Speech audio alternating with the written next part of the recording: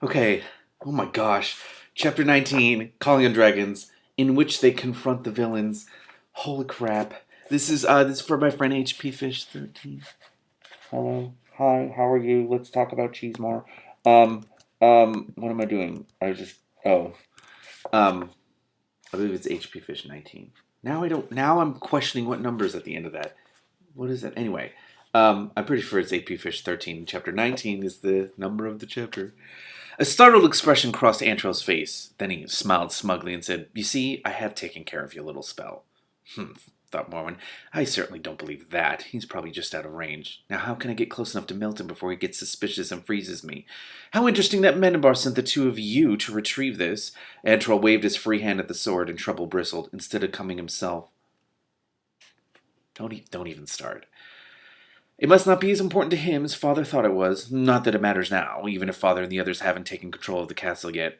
"Taking control of the castle?" Simrine sounded thoroughly alarmed. I knew there was something wrong at home. "And just how is the Society of Wizards planning... Wizards? Well, that's not a word. Wizards planning to take over the castle of the King of the Enchanted Forest," Morwen said, in as politely a skeptical tone as she could manage. Antrell flushed angrily. One man is no match for the combined might of the Society of Wizards. "He has been until now," Morwen said. "Of course, until now he's had the sword. It's a good thing Simrine sent Kazul back last night.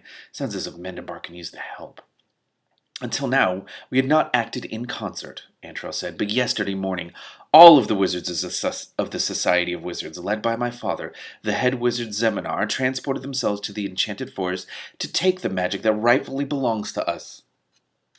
Ugh. By this time, they should be finishing up their work. Yesterday morning," Morwen blinked. "So that's what disrupted Telemane's transportation spell. He must have gotten caught in the backwash of the Society of Wizards transporting en masse.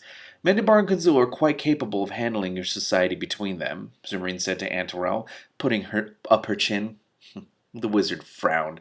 "I doubt that. Father is prepared for anything. He sounds like Draco Malfoy in the early parts of the Harry Potter books. It's hard to be prepared for the King of the Dragons." Antrell seemed to have forgotten Morwen for the moment.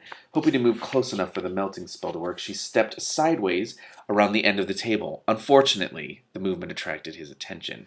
"Halt!"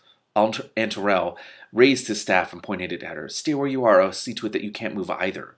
"Try it," Trouble growled. "Just try it."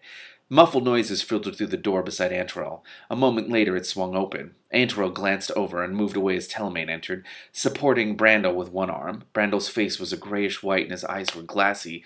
Even across the room, Morwen could smell a burned odor. Telemane's eyes met hers. He lost his temper, and the reflective sidewash from the shielding enchantment on Vamis produced a temporary circulating phase inversion at the energy source. "He'll be all right in a few minutes." His own magic bounced back and stunned him, Morwen translated for Simrine's benefit. Then she looked past Telemane and stiffened. Behind Telemane and Brandel, the bald, sharp-faced man they had seen in the mirror entered, carrying Scorn at arm's length by the scruff of her neck. Ooh, I hope that cat eats you alive." He had reason for caution. His hands were covered in scratches. Scorn's eyes were narrowed to slits, and she was panting for breath. But she still managed an occasional swipe with a paw. Fortunately, she wasn't close enough to the bald man to connect. "Put that cat down immediately," Morwen said. "You're suffocating her. Adult cats aren't meant to be carried that way." "Oh, is it yours?" said the bald man. "You should train it better. It's not very well behaved." "You shut your face." Trouble bunched himself together and growled. If Telemane and Brandel had not been between him and Scorn's captor, Morwen thought he would have leapt to the rescue at once. "You seem to have had some difficulty after all, Vamis," said Antorel to the bald man. "I did warn you." "It was nothing I couldn't handle," Vamis said. "Put that cat down," Morwen repeated, sliding her hands into her sleeves in search of something to throw. "You'd better do it," Simrine said. "Hurting one of her cats is the only thing I know of that makes Morwen lose her temper." "Morwen?" Vamis' eyes widened and he brandished Scorn as if she were a banner. "The so-called witch? Then you should thank me for— Ow!" Suddenly, Vamis jumped and flailed his arms in a desperate attempt to keep his balance. Morwen glimpsed a black and white blur between his feet. Then Trouble launched himself from the table, ricocheted off Brandel's shoulder, and landed, claws extended, on top of Vamis' bald head. Vamis howled and dropped Scorn, who landed heavily and dragged herself under the table, wheezing audibly. As he grabbed at Trouble, Morwen pulled the collapsible bucket from his sleeve and threw it. The bucket hit Vamis in the shoulder just as he got a grip on one of Trouble's legs. The impact wasn't heavy enough to do any real damage, but it startled him into losing hold. I'm sorry, it startled him into losing his hold. Trouble took a final swipe at the back of Vamis' head and Vamis' neck and dropped to the floor where he joined Horatio under a chair. You little! Vamis bent and grabbed at the cats, only to trip over Telemane's conveniently extended foot. He went sprawling, and Telemane smiled slightly. Oh, bless you, Telemane. It's so amazing.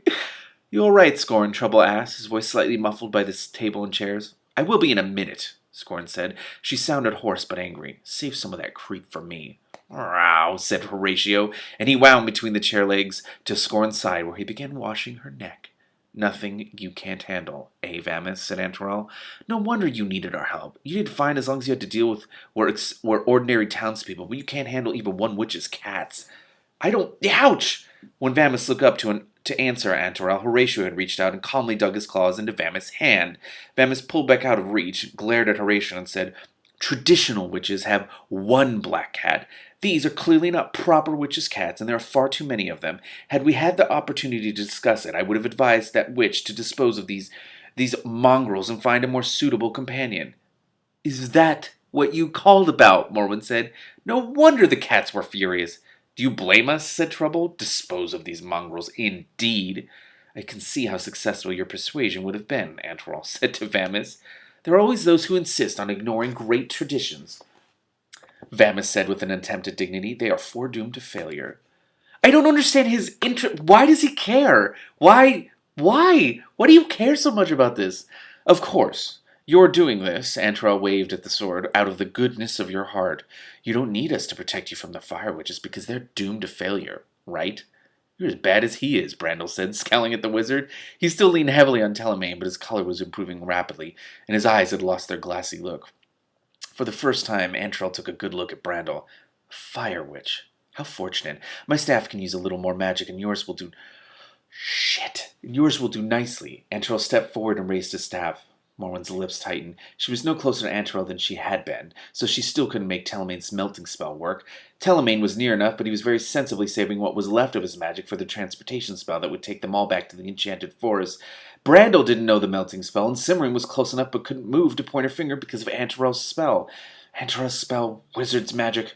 Mendenbar's sword automatically counters wizard's magic. The sword. Oh, God. Morwen leaned forward and grabbed the hilt of Mendenbar's sword. It felt as if she had grabbed the hot end of a poker, but she hung on. Only for a minute, only long enough to swing it, she thought, and swept the flat of the blade up against Cimmerian's arm. A jolt of magic shook her hand loose as the sword absorbed the wizard's spell, and the blade clattered to the table. At exactly the same instant, Antorel's staff exploded. Everyone ducked, including Cimmerian. Ow! My staff, yelled Antorel. This isn't Cimmerian! Cimmerian pointed at him. Arglefraster, you nasty little thief. Antorel began to melt. No! Cimmerian, this is all your fault. I spent months making that staff. I'll get you for this, I swear I will. If it takes me 20 years, I'll get you. You'll be sorry, His voice trailed off into a gurgle. Arona Vamis leaned forward, staring incredulously at Antorel's empty robe and the spreading puddle of brown goo on his floor. Well, that takes care of him, Cimmerian said with considerable satisfaction. Who blew up his staff? I think it was Mendenbar's sword, Morwen said, gesturing.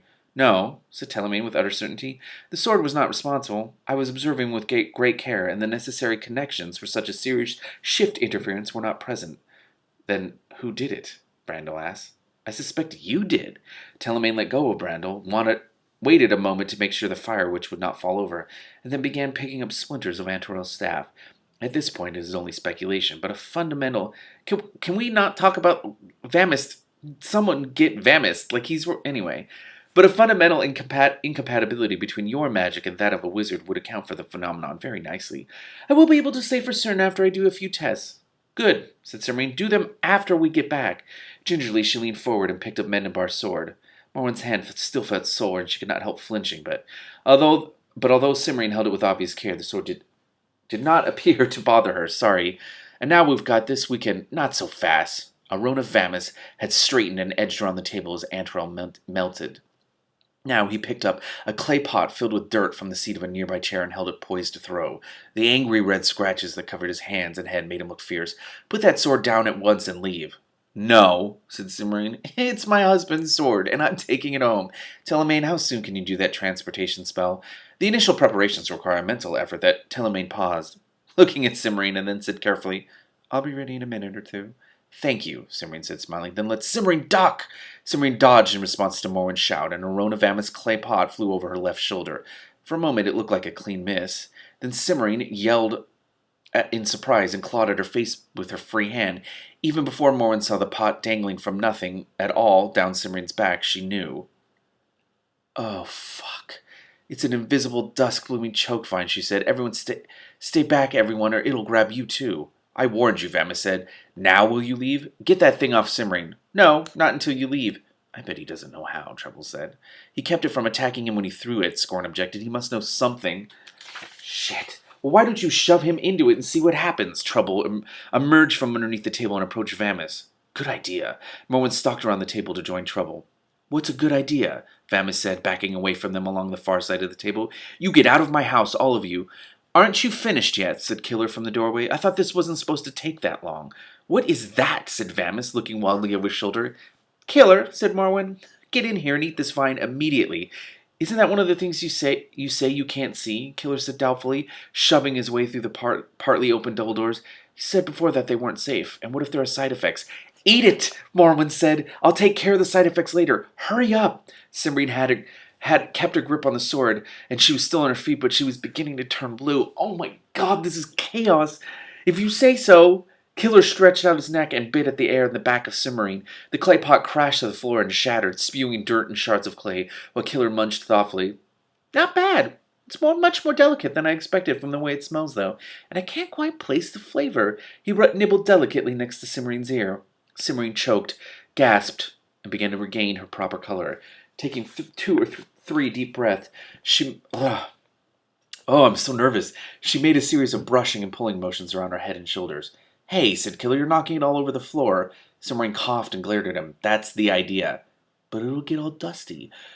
You won't have time to worry about that, Vamis said. I have other snares in my house for criminals and thieves. Says the guy who... You don't get to say that. Dodging between 2 chairs, he jabbed his thumb against a wooden flower carved into the wall. With a high-pitched screeching of metal against metal, the suit of armor next to the door raised its spear to throw. What the fuck? Telemaine, cried Morwen. Get us out of here.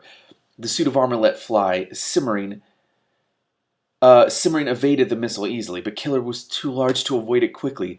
As the edges of the room blurred and ran together in the beginning of Telemaine's transportation spell, the spear, what the hell, struck the left side of Killer's chest. Oh my god! Killer reared back, wings flapping. As the mist of transportation cleared, he sat down on the air 6 inches above a clump of violets. The spear fell to the ground below him with a loud thump, flattening a strip of moss. Killer, said Simrine. Oh no, Morwen! With the back of her mind, Morwen noted that Telemaine had managed to transport them all the way back to the enchanted forest in one jump, and that for some reason he had brought Arona Vamis along. Most of her attention, however, was centered on Killer, who was flopping around in a manner that would have looked exceptionally silly if she had not been so cornered, or so concerned. Stop floundering about like that, Morwen said to the donkey. I can't do anything to help if I can't get near you. Ah! Killer rolled sideways and struggled to his feet. That was uncomfortable. Am I dead? No such luck, said Scorn. Everyone stared at Killer. There was not a mark on him to show where the spear had struck, though they had all seen it hit him. Then Trouble sauntered forward. Reaching up, he batted at Killer's front hooves. His paw went right through them as if there were nothing in the way but air. What?